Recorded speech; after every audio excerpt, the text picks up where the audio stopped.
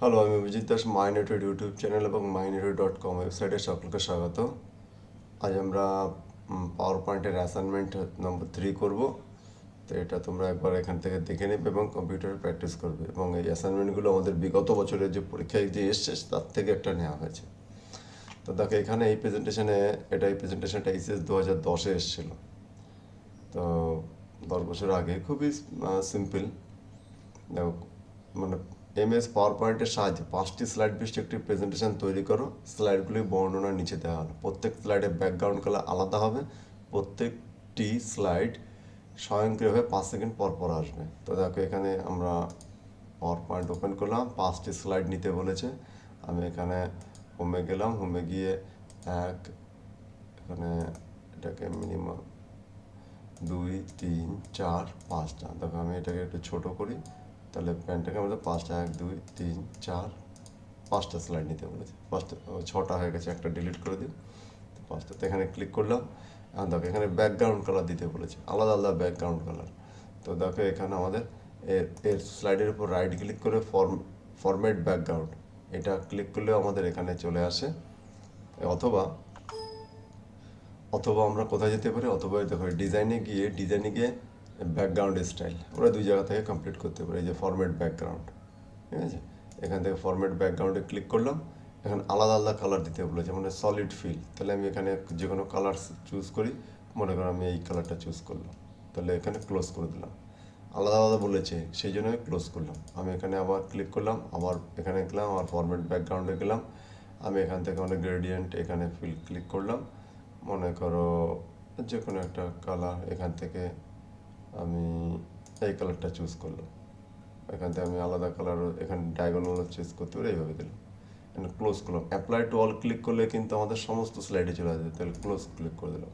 তাহলে আমার এর ব্যাকগ্রাউন্ড এটা দিলাম, এটাতে ক্লিক করলাম। একইভাবে আমি আমার আলাদা আলাদা ব্যাকগ্রাউন্ড, এখানে ফরম্যাট ব্যাকগ্রাউন্ডগুলো, মনে করি একটা পিকচার দিই, এখানে টেক্সচার দিলাম, এখান থেকে এই টেক্সচারটা দিলাম, ক্লোজ করলাম। টেক্সচার হলো, আবার এখানে ক্লিক করলাম, আবার স্টাইল ব্যাকগ্রাউন্ড, আবার ফরম্যাট ব্যাকগ্রাউন্ড, এখান থেকে পিকচার, আমি ওটা করে একটা পিকচার দিবে, ইনসার্ট ফ্রম ফাইল, দেখতে পাচ্ছ, এই ফাইলে ক্লিক করলাম। ফাইল থেকে আমি এখানে স্যাম্পল পিকচার আছে, মনে করে এটা দিলাম, এখানে ক্লোজ করলাম।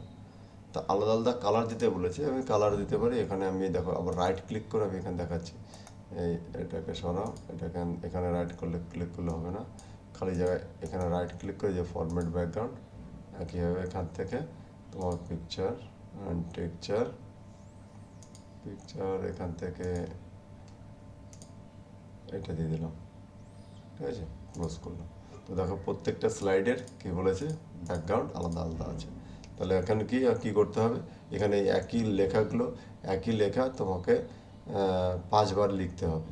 5বার না লিখলেও একবার লিখবে, এবং সেটাকে হলে পরপর আমি এভাবে করে আলাদা আলাদা কালার সেট করলাম।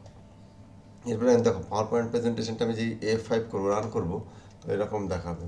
তো এখানে কী আছে, শুধু মানে 5 সেকেন্ড পর পর এটাকে চেঞ্জ হচ্ছে না, তো তাকে বলা হচ্ছে কি স্লাইড ট্রানজিশন। তো স্লাইড ট্রানজিশন আমি কীভাবে সেট করব, তারপরের জন্য আমাকে কোথায় যেতে হবে, আমাদের যেতে হবে এই অ্যানিমেশনে যেতে হবে, দেখতে পাচ্ছ। তো অ্যানিমেশনে আমি 1 নম্বর স্লাইডে ক্লিক করলাম। 1 নম্বর স্লাইড দেখো মাউস ক্লিক আছে, অ্যাডভান্স স্লাইড, এখানে অন মাউস ক্লিক এখানে বন্ধ করলাম। এখানে আমি 1 2 3 4 5 সেকেন্ড আমি সিলেক্ট করলাম, অটোমেটিক্যালি আফটার 5 সেকেন্ড, মানে কত মিনিট পর পর আমি ঠিক এটাকেও ক্লিক করলাম, এটাকে অন মাউস ক্লিক করে দিলাম, এটাতে অটোমেটিক্যালি আফটার, এই ডান দিকে উপরে ডান দিকে খেয়াল করো, অটোমেটিক আফটার ক্লিক করলাম, এখানে আমি 5 সেকেন্ড সিলেক্ট করলাম। একইভাবে এখানে অটোমেটিক্যালি আফটার ক্লিক করলাম, মাউস ক্লিক উঠিয়ে দিলাম, 5 সেকেন্ড সিলেক্ট করলাম। এখানে অন মাউস ক্লিক উঠিয়ে দিলাম, এটা অটোমেটিক্যালি আফটার, এখানে আমি 5 সিলেক্ট করলাম। একইভাবে এখানে এটাকে সিলেক্ট করলাম, অন মাউস ক্লিক উঠিয়ে দিলাম, অটোমেটিক্যালি আফটার 5 সেকেন্ড করলাম। বুঝতে পারলাম? তাহলে কী করলাম, আমি প্রত্যেকটা স্লাইডকে সিলেক্ট করলাম, এবং অ্যানিমেশন ট্যাবে গিয়ে এই যে অ্যাডভান্স স্লাইডে গিয়ে অন মাউস ক্লিক ডিসিলেক্ট করলাম, এবং অটোমেটিক্যালি আফটার সিলেক্ট করলাম, এবং 5 সেকেন্ড টাইম সিলেক্ট করলাম।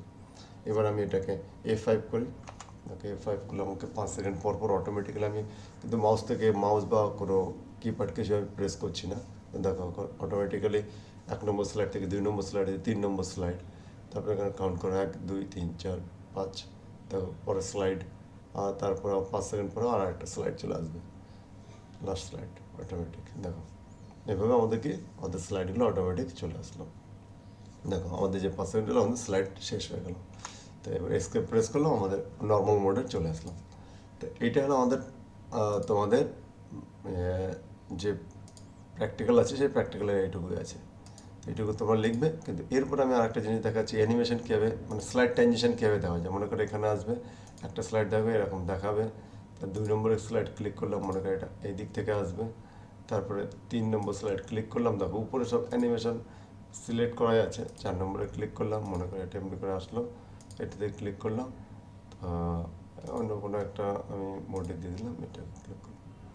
এবার F5 করে দেখো আমাদের দেখতে, দেখো ডিজলভ চলে আসলো।